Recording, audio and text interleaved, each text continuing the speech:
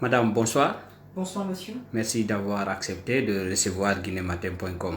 Et tout à l'heure, le président de l'IFDG, Cellou Dalein Diallo, a été empêché de sortir de la Guinée et on a appris que ses dossiers de voyage ont été confisqués. Expliquez-nous qu'est-ce qui s'est passé.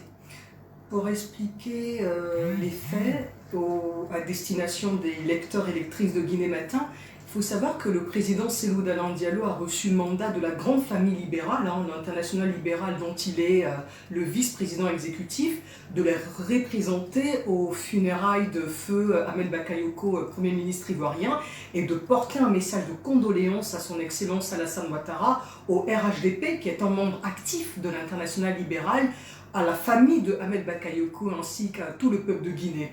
Alors à l'aéroport où nous nous sommes rendus, puisque j'étais à ses côtés, il a pu cette fois-ci accomplir sans difficulté toutes les formalités de voyage, ce qui n'était pas le cas, souvenez-vous, pour les faits qui remontent à Soumaïla Cissé, lors du voyage où il se rendait aux obsèques de Soumaïla, il a été également empêché de sortir du territoire. Alors cette fois, il a pu effectuer toutes les formalités sans difficulté.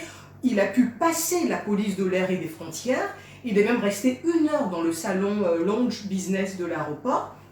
Et c'est lorsque nous nous sommes embarqués dans l'avion vers 14h30 et au moment précis de la fermeture des portes pour le décollage, la police a fait irruption dans l'avion et a discuté quelques minutes avec le personnel à bord qui a finalement exigé notre débarquement de l'avion. Il s'agissait de la compagnie Air Côte d'Ivoire.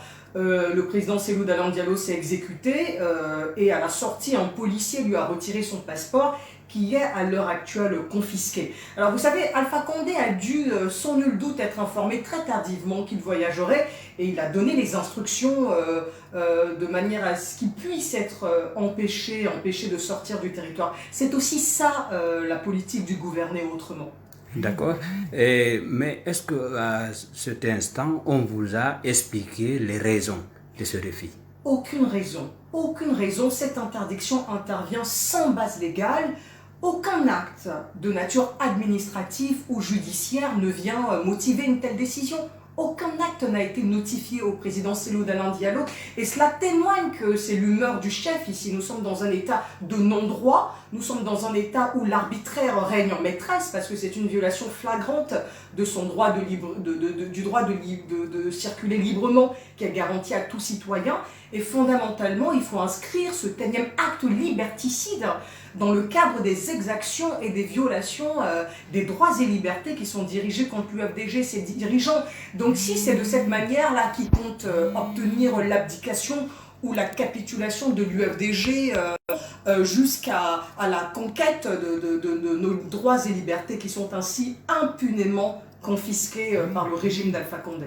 Et que comptez-vous faire pour récupérer ce document de voyage et surtout pour être rétabli dans vos droits? Écoutez, on va mener le travail que l'on continue de mener, qu'on est en train de mener. Et nous sommes dans un État où s'exerce contre nous un véritable terrorisme d'État. Rappelez-vous qu'au sortir du scrutin présidentiel d'octobre 2020, l'UFDG a perdu 51 personnes. On a nos sièges et locaux qui sont jusqu'à présent occupés par l'armée. On a nos principaux collaborateurs qui sont en prison en ce moment. Donc nous continuerons à réclamer, à nous battre jusqu'à la satisfaction de nos revendications. Et c'est un combat qui va bien au-delà de l'UFDG aujourd'hui. Aujourd'hui, ça arrive à Cellou Dalein Diallo. Demain, ça sera un autre citoyen. Si l'on laisse notre pays s'enfoncer dans la tyrannie d'Alpha Condé de manière durable et irréversible. C'est vraiment l'avenir de la démocratie guinéenne qui est hypothéqué et j'en appelle à tous les citoyens épris de paix et de justice à se lever pour s'ériger contre ces pratiques liberticides. Aujourd'hui, c'est la confiscation de nos droits et libertés.